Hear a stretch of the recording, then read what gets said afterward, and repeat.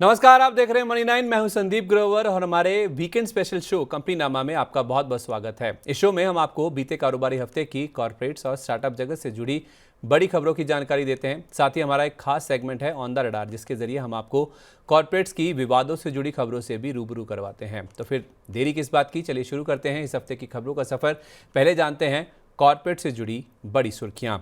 देश की दूसरी सबसे बड़ी टेलीकॉम कंपनी भारती एयरटेल ने देश के बाहर बड़ी डील की घोषणा की है। दरअसल भारती एयरटेल की पेरेंट कंपनी भारती एंटरप्राइजेस की global investment arm Bharti global ने ब्रिटिश टेलीकॉम यानी बीटी ग्रुप में 24.5% हिस्सेदारी खरीदने की घोषणा की है। भारतीय टेलीवेंचर्स की ओर से बीटी ग्रुप के सबसे बड़े निवेशक एल्टाइस यूके से यह हिस्सेदारी $4 अरब में खरीदी जाएगी। ये डील 2 चरणों में पूरी होगी, जिसमें पहले चरण में भारतीय टेलीवेंचर्स ने 9.99% हिस्सा खुले बाजार से खरीद लिया है। दूसरे चरण में बाकी बचा 14.51% हिस्सा नियामक मंजूरियां मिलने के बाद खरीदा जाएगा। ये डील अगले कुछ महीनों में पूरी होने की उम्मीद है। 2010 में अफ्रीका में एंट्री लेने के बाद ये भारतीय एयरटेल का दूसरा बड़ा अंतर्राष्ट्रीय कदम है। गौरतलब है कि 1997 से 2001 के दौरान भारतीय एयरटेल में बीटी ग्रुप की माइनॉरिटी यानी छोटी हिस्सेदारी हुआ करती थी। 12 अगस्त को भारतीय एयरटेल के शेयर में मामूली गिरावट के साथ $1,463.40 पर कारोबार की समाप्ति हुई। हालांकि दिन के दौरान शेयर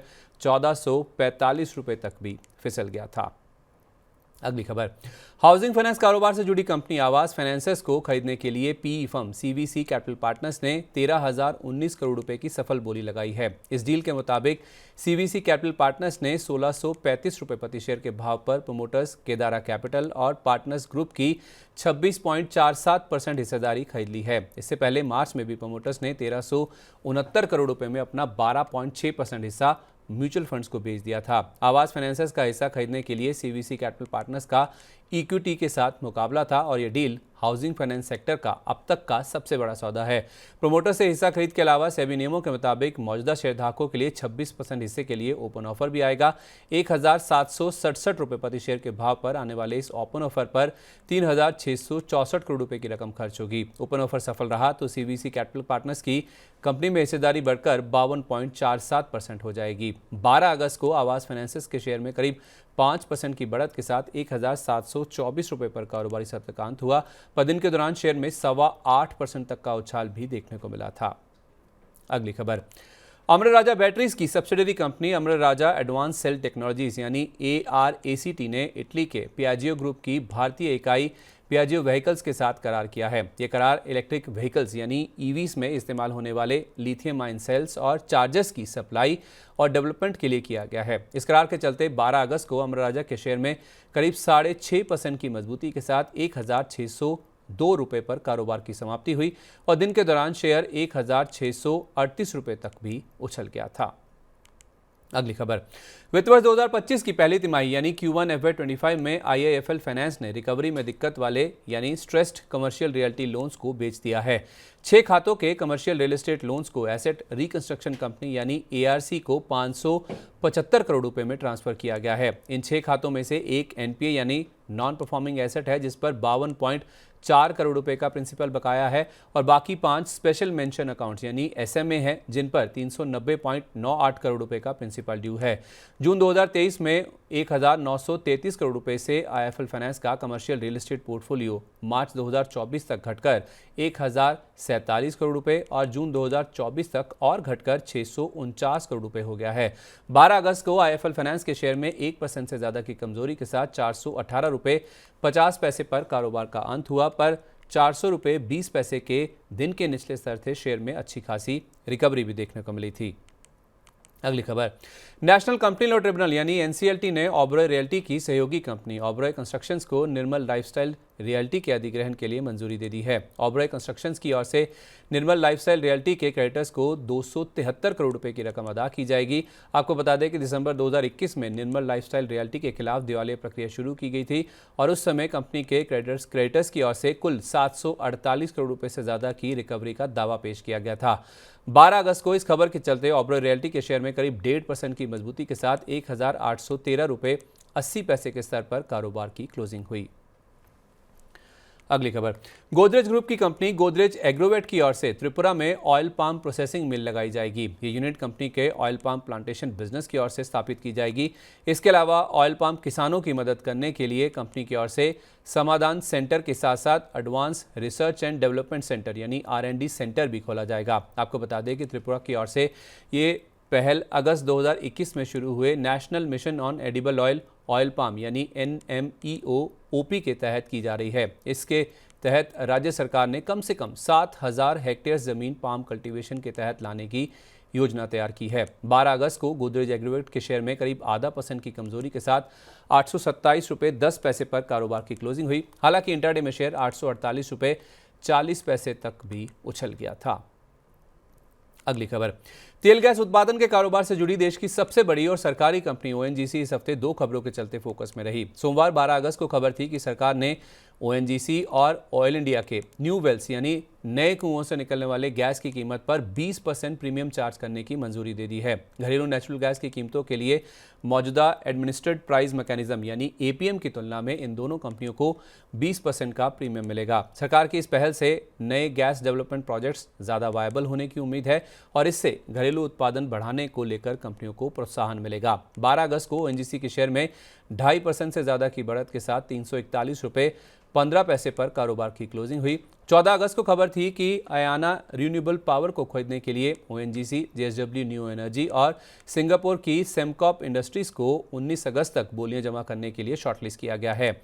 NIIF के समर्थन वाली अयाना रिन्यूएबल पावर अपना 100% तक हिस्सा बेचने के लिए तैयार है और माना जा रहा है कि यह सौदा $80 करोड़ में हो सकता है, जो कि देश के ग्रीन एनर्जी सेक्टर में सबसे बड़े सौदों में से एक हो सकता है। आपको बता दें कि अयाना रिन्यूएबल पावर 5 गीगावाट यानी 5,000 मेगावाट का पोर्टफोलियो मैनेज करती है, जिसमें ऑपरेशनल और अंडर कंस्ट्रक्शन प्रोजेक्ट्स भी शामिल हैं।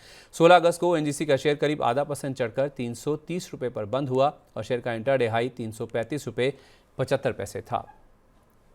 अगली खबर, मंगलवार 13 अगस्त को शेयर बाजार में 2 IPOs की लिस्टिंग हुई और दोनों ही IPOs की लिस्टिंग ने इन्वेस्टर्स को खुश कर दिया। पहला नाम है यूनिकॉमर्स ई सॉल्यूशंस का, जिसके IPO की धमाकेदार लिस्टिंग हुई।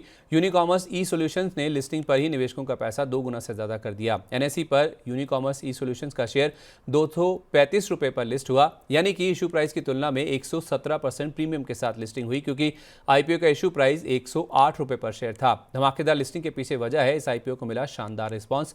ये IPO कुल 168 गुना से ज्यादा सब्सक्राइब हुआ था। इस IPO के जरिए कंपनी ने कुल 277 करोड़ रुपए के आसपास की रकम जुटाई है। लिस्टिंग के दिन यूनिकॉमर्स का शेयर NSE पर 255 रुपये 99 पैसे के लेवल तक उछल गया था। हालांकि बाद में मुनाफा वसूली देखने को मिली और कारोबारी सत्र का अंत 211 रुपये 50 पैसे के स्तर पर हुआ, जो कि 235 रुपये के ओपनिंग प्राइस से 10% के निचले सर्कल पर था, पर 108 रुपये के इशू प्राइस से करीब 96% के प्रीमियम पर है। दूसरा नाम है ब्रेन बीज सॉल्यूशंस यानी फर्स्ट क्राई का। फर्स्ट क्राई के शेयरों की लिस्टिंग भी अच्छी रही, इनफैक्ट उम्मीद से बेहतर रही। फर्स्ट क्राई का शेयर NSE पर इशू प्राइस से 40% प्रीमियम के साथ 651 रुपये पर लिस्ट हुआ। इस IPO का इशू प्राइस 465 रुपये प्रति शेयर था। इस IPO को ठीक ठाक रिस्पांस मिला था, लेकिन उसके बावजूद लिस्टिंग पर अच्छी बढ़त देखने को मिली। यह IPO कुल 12 गुना से ज्यादा सब्सक्राइब हुआ था। इस IPO से कंपनी ने कुल 4,194 करोड़ रुपए के आसपास की रकम जुटाई है। इंटरडे में फर्स्ट क्राई के शेयरों ने NSE पर 707 रुपये 70 पैसे के हाई लेवल को टच किया था, लेकिन इसके बाद इसके शेयरों में थोड़ी गिरावट देखने को मिली और कारोबार का अंत 673 रुपये 50 पैसे पर हुआ, जो कि 651 रुपये के ओपनिंग प्राइस से 3.5% पर 465 रुपये के इशू प्राइस से करीब 45% के प्रीमियम पर है। अगली खबर, मंगलवार 13 अगस्त को खबर थी कि दवा बनाने वाली कंपनी टोरेंट फार्मा $3 अरब तक की पूंजी जुटा सकती है। ग्लोबल बैंकों से जुटाई जाने वाली इस रकम का इस्तेमाल JB केमिकल्स में कंट्रोलिंग यानी 50% से ज्यादा हिस्सेदारी खरीदने पर किया जाएगा। माना जा रहा है कि कंपनी की ओर से बार्कलेस, डॉयश बैंक और स्टैंडर्ड चार्टर्ड जैसे बैंकों के साथ फंडिंग के लिए बातचीत चल रही है। मीडिया रिपोर्ट्स के हवाले से अप्रैल 2024 में खबर थी कि टोरेंट फार्मा की ओर से JB केमिकल्स में KKR के कंट्रोलिंग हिस्से को खरीदा जा सकता है। बता दें कि KKR ने JB फार्मा के प्रमोटर से उनकी 54% हिस्सेदारी करीब 3,100 करोड़ रुपए में खरीदी थी। 13 अगस्त को टोरेंट फार्मा के शेयर में करीब आधा % की बढ़त के साथ 3,350 रुपये 5 पैसे के स्तर पर कारोबार का अंत हुआ, यानी कि 3,310 रुपये के इंटरडे लो से रिकवरी के साथ शेयर में क्लोजिंग देखने को मिली। अगली खबर, मंगलवार 13 अगस्त को सुंदरम फास्टनर्स के करीब 33 लाख शेयरों या 1.57% हिस्से की बड़ी ब्लॉक डील हुई। 1318 रुपये प्रति शेयर के भाव पर हुई इस ब्लॉक डील की वैल्यू 434 करोड़ रुपए आंकी गई है।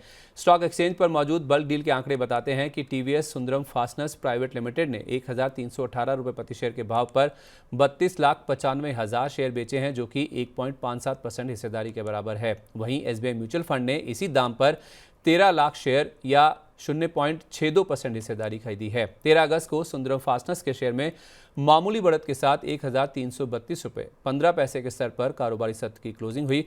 हालांकि ब्लॉक डील के बाद शुरुआती कुछ मिनटों में शेयर 1369 रुपये 90 पैसे तक भी उछल गया था।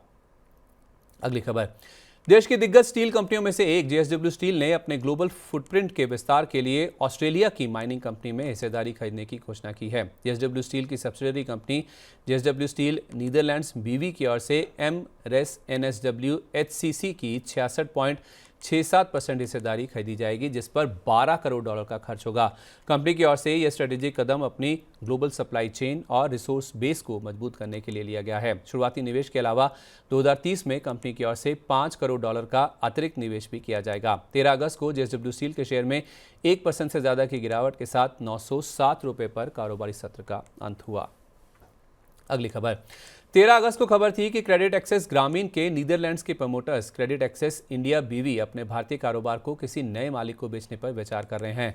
माना जा रहा है कि प्रमोटर्स अपने 66.56% हिस्से को बेचने के लिए $2.7 अरब के वैल्यूएशन की मांग कर रहे हैं। अगर क्रेडिट एक्सेस ग्रामीण के विदेशी प्रमोटर्स की हिस्सेदारी इसी भाव पर बिकती है तो ये माइक्रो फाइनेंस इंस्टीट्यूशंस यानी एमएफआई स्पेस की अब तक की सबसे बड़ी डील होगी।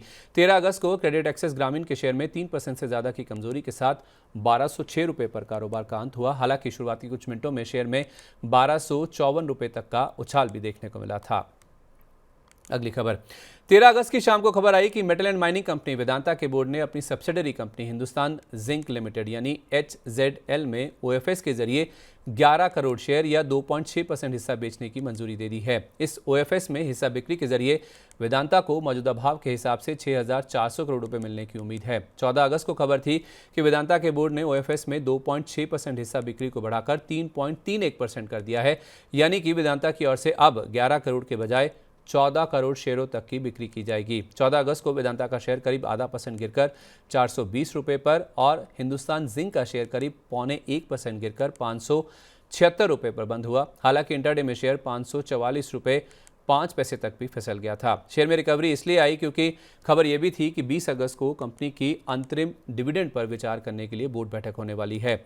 15 अगस्त को खबर थी कि वेदांता ने हिंदुस्तान जिंक में ओएफएस के लिए 486 रुपये का फ्लोर प्राइस तय किया है, जो कि बुधवार की क्लोजिंग से 15.2% के डिस्काउंट पर है। 16 अगस्त को नॉन रिटेल निवेशकों के लिए खुले हिस्से को करीब 1.5 गुना ज्यादा बोलियां मिली। जून तिमाही के अंत तक वेदांता के पास हिंदुस्तान जिंक की करीब 65% और सरकार के पास करीब 29.5% हिस्सेदारी थी। 16 अगस्त को वेदांता का शेयर करीब 2% की बढ़त लेकर 428 रुपये 75 पैसे पर और हिंदुस्तान जिंक का शेयर करीब 9.5% गिरकर 518 रुपये के स्तर पर जाकर बंद हुआ था। अगली खबर, 13 अगस्त की शाम को जारी पहली तिमाही के दमदार नतीजों के साथ मिनी रत्न सरकारी पावर कंपनी एसजेवीएन के बोर्ड ने नेफ्था झाखरी हाइड्रो पावर स्टेशन यानी NJHPS के भविष्य में आने वाले रेवेन्यू के सिक्योरिटाइजेशन के जरिए मोनेटाइजेशन को सैद्धांतिक मंजूरी दे दी है। इसके अलावा subsidiary company SJVN green energy में हिस्सा बिक्री को बोर्ड से सैद्धांतिक मंजूरी भी दी जा चुकी है। आपको बता दें कि एसजेवीएन ग्रीन एनर्जी ने पिछले हफ्ते ही एमपी के ओंकारेश्वर में 90 मेगावाट का फ्लोटिंग सोलर पावर प्रोजेक्ट शुरू किया था। 14 अगस्त को एसजेवीएन के शेयर में करीब 0.4% की बढ़त के साथ 142 रुपये 15 पैसे पर कारोबार की क्लोजिंग हुई। हालांकि इंटरडे में शेयर 148 रुपये 84 पैसे तक भी उछल गया था। अगली खबर, 13 अगस्त की शाम को टेक्नोक्राफ्ट इंडस्ट्रीज के बोर्ड ने शेयर बायबैक के प्रस्ताव को मंजूरी दे दी। टेंडर रूट के जरिए होने वाले इस बायबैक में 2,89,000 शेयरों को वापस खरीदा जाएगा, जो कि कंपनी की कुल 1.25% हिस्सेदारी के बराबर है। इस बायबैक का प्राइस 4,500 रुपये प्रति शेयर तय किया गया है, जो कि मंगलवार 13 अगस्त की क्लोजिंग से करीब 38% के प्रीमियम पर है। 130 करोड़ रुपए के इस बायबैक की रिकॉर्ड डेट 27 अगस्त तय की गई है। इससे पहले भी कंपनी 2015, 2017 और 2022 में यानी कि 3 बार बायबैक कर चुकी है। 14 अगस्त को टेक्नोक्राफ्ट इंडस्ट्रीज के शेयर में 10.5% की मजबूती के साथ 3,605 रुपये पर कारोबारी सत्र की क्लोजिंग हुई और शेयर का इंटरडे हाई 3,640 रुपये था। अगली खबर, पहली तिमाही के शानदार नतीजों के साथ साथ नायका के बोर्ड ने डॉट एंड की वेलनेस में अतिरिक्त 39% हिस्सा खरीदने को भी मंजूरी दे दी है। डॉट एंड की वेलनेस की अतिरिक्त हिस्सेदारी 265 करोड़ रुपए में खरीदी जाएगी। यह अधिग्रहण 30 सितंबर 2024 तक पूरा होने की उम्मीद है। डील पूरी होने के बाद नायका के पास डॉट एंड की वेलनेस की 90% हिस्सेदारी होगी और ये सब्सिडरी कंपनी के रूप में बनी रहेगी। 14 अगस्त को नायका के शेयर में करीब 1.25% की बढ़त के साथ 189 रुपये 49 पैसे के स्तर पर कारोबार की क्लोजिंग देखने को मिली। हालांकि शेयर का इंटरडे हाई 197 रुपये 45 पैसे था। अगली खबर, स्वैन एनर्जी की अपने फ्लोटिंग एलएनजी रिसिप्ट टर्मिनल यानी FSRU में हिस्सेदारी बेचने की योजना है। यह हिस्सेदारी टर्की की सरकारी कंपनी बोटस ट्रेडिंग को 39.9 करोड़ डॉलर में बेचने की योजना है। स्टॉक एक्सचेंजों को दी गई जानकारी के मुताबिक कंपनी की अपनी सब्सिडरी ट्रायम्फ ऑफशोर यानी TOPL के एसेट्स को बेचने की योजना है। TOPL के पास 5 मिलियन टन सालाना क्षमता वाला floating storage and regasification unit यानी FSRU है। स्वैन एनर्जी के पास TOPL की 51% और फर्टिलाइजर कंपनी इफ्को के पास बाकी बची 49% हिस्सेदारी है। इस डील को लेकर डॉक्यूमेंट्स पर कुछ हफ्ते में हस्ताक्षर हो सकते हैं और डील अगले 6 महीने में पूरी होने की उम्मीद है। डील के तहत मिलने वाली करीब 40 करोड़ डॉलर की रकम कई चरणों में कंपनी के पास आने की उम्मीद है। 16 अगस्त को स्वैन एनर्जी के शेयर में करीब 1.5% की मजबूती के साथ 682 रुपये 60 पैसे के स्तर पर कारोबार की क्लोजिंग देखने को मिली। तो ये थी बीते कारोबारी हफ्ते की कॉर्पोरेट जगत से जुड़ी बड़ी सुर्खियां। चलिए अब रुख करते हैं कॉर्पोरेट जगत की ऐसी खबरों का जिनमें कोई ना कोई विवाद जुड़ा है। चलते हैं हमारे खास सेगमेंट ऑन द रडार की तरफ और आपको ले चलते हैं पहली खबर की तरफ।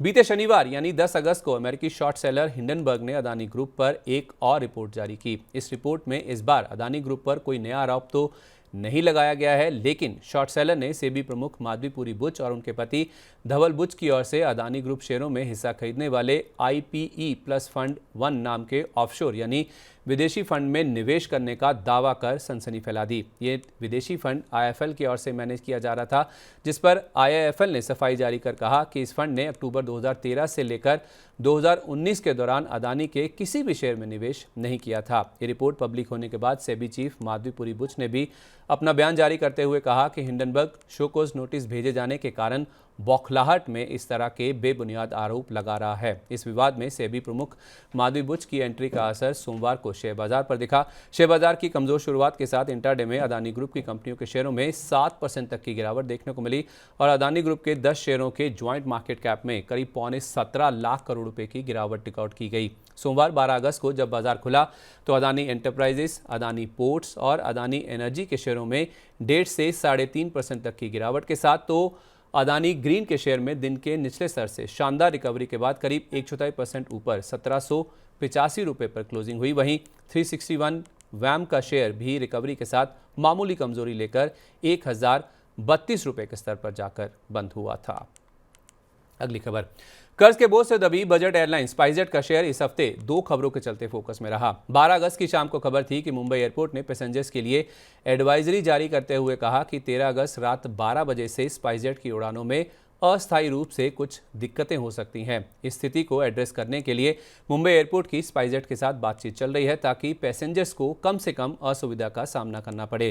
13 अगस्त को स्पाइसजेट के शेयर में करीब 0.9% की कमजोरी के साथ 56 रुपये 44 पैसे पर कारोबारी सत्र का अंत हुआ, जो कि दिन के निचले स्तर के करीब था। 14 अगस्त को खबर थी कि कंपनी के प्रमोटर अजय सिंह इस एयरलाइन में 10% हिस्सा बेच सकते हैं।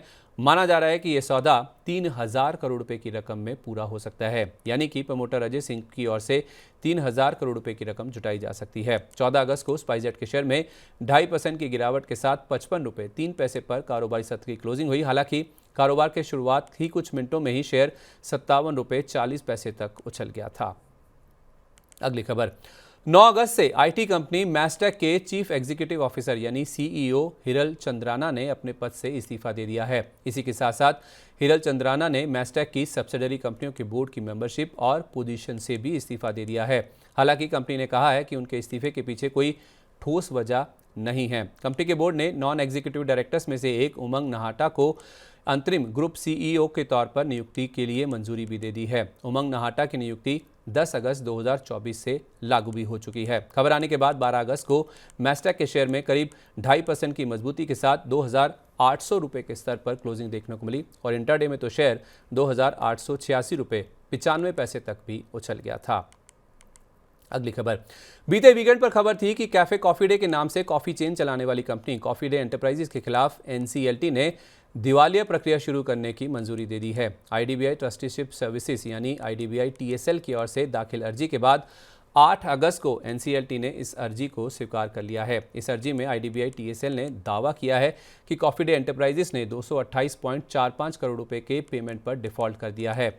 मार्च 2019 में आईडीबीआई टीएसएल ने कंपनी के एनसीडीज में 100 करोड़ रुपए का निवेश किया था, जिस हिसाब से सितंबर 2019 से जून 2020 के दौरान आईडीबीआई टीएसएल को ब्याज मिलना था, जिस पर कंपनी ने डिफॉल्ट कर दिया था। 12 अगस्त को कॉफी डे एंटरप्राइजेज के शेयर में 14% से ज्यादा की गिरावट के साथ 39 रुपये 93 पैसे पर कारोबारी सत्र का अंत हुआ। हालांकि इंटरडे में शेयर 37 रुपये 56 पैसे तक भी टूट गया था। 14 अगस्त को खबर थी कि एनक्लैट ने दिवालिया प्रक्रिया शुरू करने के एनसीएलटी के फैसले पर अगली सुनवाई तक रोक लगा दी है। दरअसल कॉफी डे एंटरप्राइजेज की ईडी और सीईओ मालविका हेगड़े ने एनसीएलटी के फैसले के खिलाफ एनक्लैट में अर्जी दी थी और एनक्लैट ने आईडीबीआई टीएसएल को इस केस में जुड़े दस्तावेज जमा करने के लिए 3 हफ्ते का समय दिया है। 14 अगस्त को कॉफी डे एंटरप्राइजेज के शेयर में 5% के अपर सर्किट पर 36 रुपये 75 पैसे के स्तर पर कारोबार की समाप्ति देखने को मिली।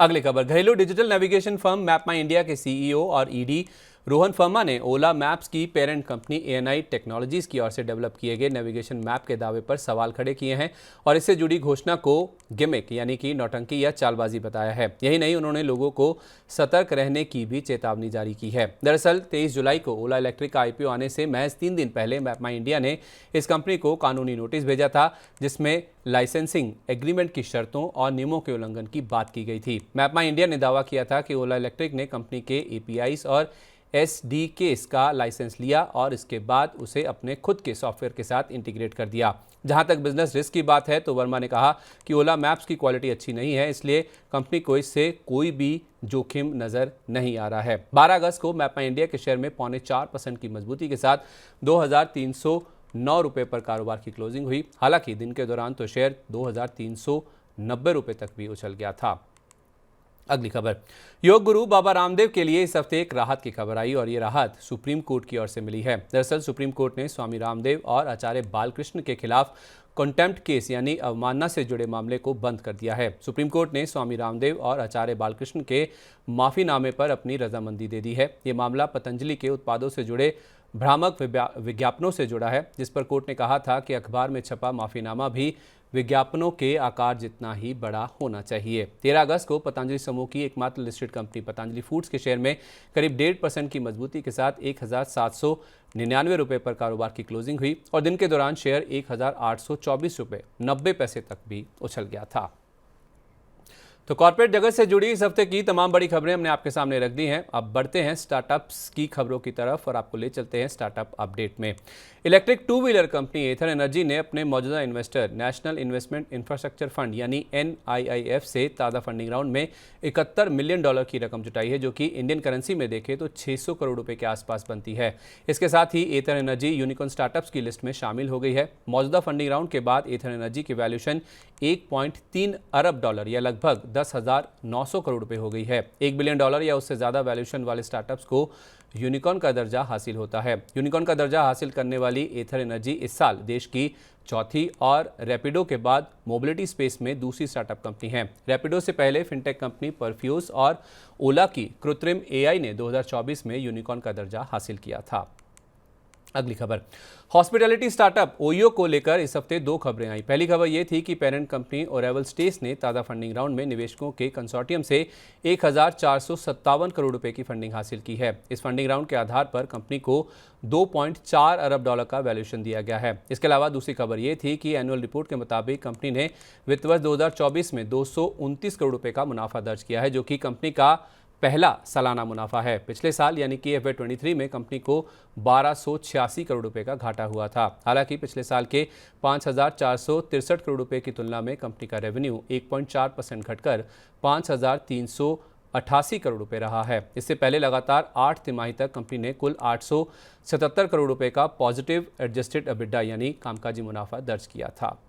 अगली खबर, एडटेक कंपनी बायजूस की दिक्कतें कम होने का नाम नहीं ले रही हैं। अब सुप्रीम कोर्ट ने 14 अगस्त को एनक्लेट के उस आदेश पर रोक लगा दी जिसमें बायजूस और बीसीसीआई के बीच सेटलमेंट की परमिशन दी गई थी। कोर्ट ने कहा कि बायजूस ने बीसीसीआई को जो 158 करोड़ रुपए का पेमेंट किया है उसे एक अलग एस्क्रो अकाउंट में रखा जाएगा। इस मामले में अगली सुनवाई 23 अगस्त को होगी। दरअसल बायजूस की ग्रुप कंपनी के कुछ लेंडर्स को रिप्रेजेंट करने वाले यूएस बेस्ड ग्लास ट्रस्ट ने 7 अगस्त को सुप्रीम कोर्ट में ट्रिब्यूनल के फैसले के खिलाफ अपील दायर की थी।